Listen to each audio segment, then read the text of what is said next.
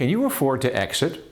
Most owners, whether their business is worth $2 million or $30 million, continue to be stuck in their business until they can clearly see the path to replace their income, replace themselves, and maintain their lifestyle in retirement. Owners cannot move forward until they cross this financial bridge and then move into replacing the empty chair. The fear of outliving their money can be easily diminished with an investment of some basic exit planning. Why? Most owners have 70% of their wealth trapped inside of their liquid business. You must find a way to unlock that amount of wealth and without being clobbered by taxes, which can exceed 60%. As I enter the second decade of my career as an exit planning consultant, I have a much deeper understanding and appreciation of this complex process. Even though our co-owners and I bought and sold an ENR top 20 specialty contracting company, my real technical learning came through my exit planning training and guiding owners through the exit process. This includes the various dynamics of business ownership, as well as the tools required to successfully transition a business in a seamless and tax-efficient manner. These newly discovered tools and concepts were never provided by our advisors to my team when we exited our business. I would like to share with you a few key concepts you need to consider when you start to plan your business exit. What you don't know is we, the company, the buyers, and the sellers, overspent millions in unnecessary taxes with cookie-cutter advice from our trusted advisors of over 30 years. Millions that could have been saved if I knew then what I know now. Our advisors also did not know what they did not know. The following are 6 key points I have learned as an exit planner. An owner needs to understand them. The owner is stuck until they can clearly see their financial future outside the business. And this requires a plan. At any given time, 40% of U.S. businesses are facing the transfer of ownership issue. The primary cause of failure is lack of planning. A study by the Small Business Administration. As the leader of the organization, everything stops with the owner and the CEO. Until he or she is committed to implementing change, the owner will stay stuck in their business. Owners are so preoccupied with their day-to-day concerns that they fail to concentrate on the largest financial asset and how they're going to get the hard-earned wealth out of the business. Procrastination often is the extension of fear. Fear of the unknown. Owners must educate themselves on the exit process so they can harvest their wealth.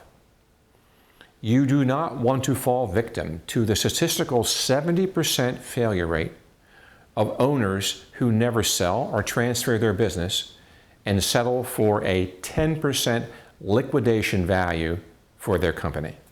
The exit process can be arduous and intimidating due to the integration of the various disciplines, as well as the coordination of the various advisors, such as an accountant, valuator, attorney, tax advisor, estate attorney, financial planner, insurance professional, and so on.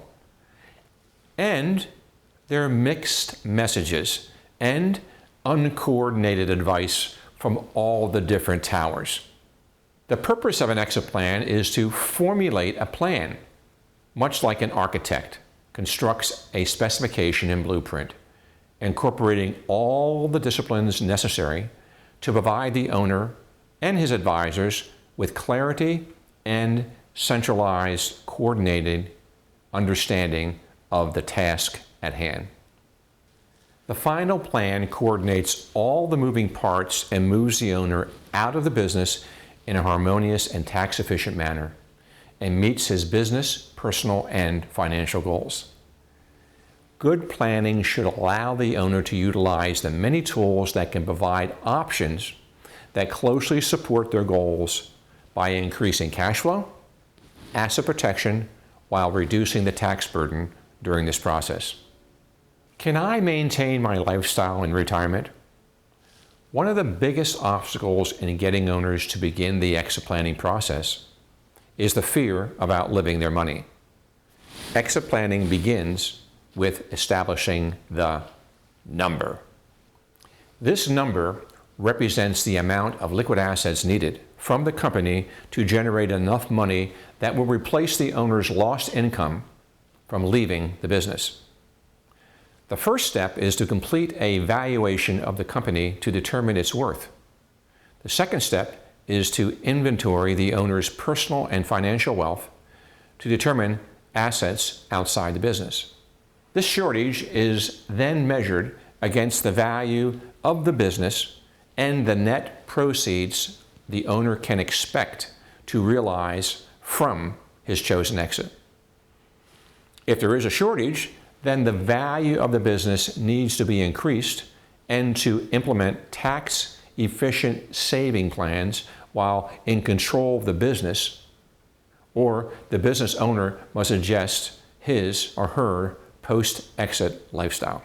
The fundamental goal of an exit plan is to assist the business owner in understanding the number needed and filling the gap over a period of time so the owner begins retirement with confidence. Is $25 million enough for me to retire? Most private business owners are not good savers, as they reinvest their profits back into the business to defer taxes and invest in growth. Having a sound tax reduction strategy is a critical part of being able to afford the exit. The exit taxes can range from 0% to amounts more than 60% of the proceeds. The planning must consider tax-efficient alternatives that support the owner's exit goals and reduce their financial risk. I tell the story of an owner of a successful manufacturing business in New York that was valued around $25 million. When we completed the plan, he was confronted with the sad reality that he could not afford to sell his business and retain his lifestyle. In addition to a large salary, the company paid for his jet, vehicles, travel, and entertainment.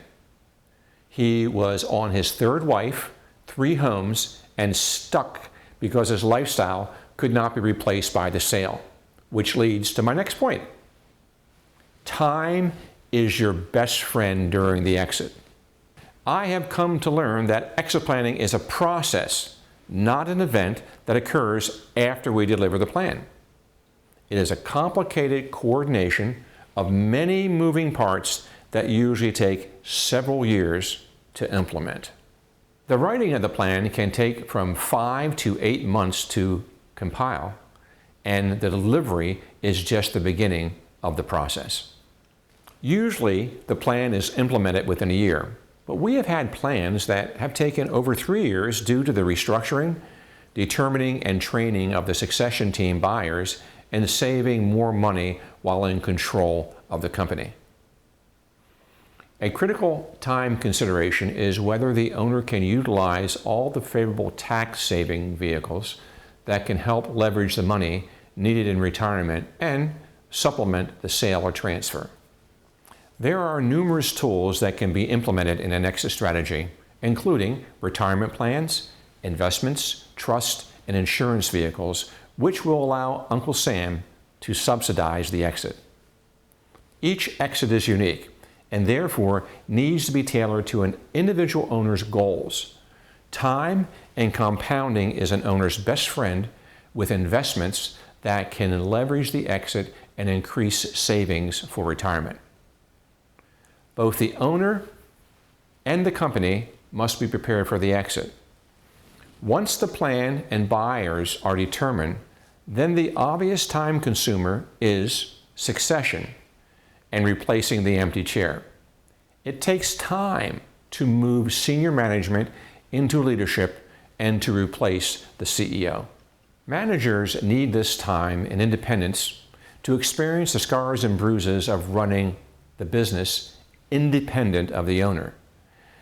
During this time, the owner becomes the mentor and coach, allowing the team to mature while beginning to envision themselves outside the business and in their retirement.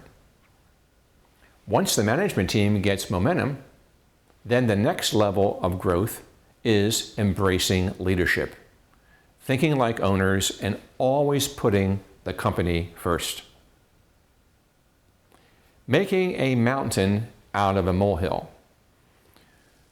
When selling to an outsider, like a consolidator or a competitor, a public company or a private equity firm, a seller wants to maximize the value of the company. A good mergers and acquisition advisor can assist the seller with cleaning up the company and its records in a manner that will present the company in the best possible light and increase its value. Making a molehill out of a mountain.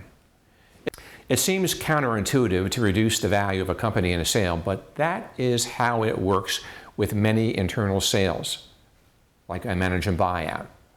Why? Because buying a business is typically accomplished with after-tax dollars. If a manager or team of managers is targeted to buy the business, the company not only must pay the seller the price he needs to get out of the business, but also must pay for the taxes to get to the managers the dollars needed to buy the business. The company profits usually pay for everything. Utilizing strategies to help pre-fund an owner's exit while reducing the value of the business provides the transaction with the best of both worlds, of the buyer and the seller, therefore reducing the burden on the company. In a recent engagement with a regional consolidator, we provided a strategy that would reorganize the company and effectively increase the value of the company by nearly 40%. This became a dilemma for the owner because he immediately recognized the increased tax burden for the company. By introducing vehicles to reduce the business value and create savings outside the business, Beacon redesigned a plan to achieve a successful exit at a considerable reduction. This made the transaction affordable to the buyer and the management and allowed the owner to meet his financial goals and reducing his financial risks, thus making a molehill out of a mountain. The bottom line is that you as an owner will be stuck in your business until you have clarity of your financial future and then commit yourself to succession, a retirement date, with the reassurance of not running out of money. Thank you for taking the time today to educate yourself with this video. After reading our book, feel free to contact me for a 20-minute free consultation or email me with any questions. Also, please join me on my LinkedIn page for other short articles and videos. Please enjoy.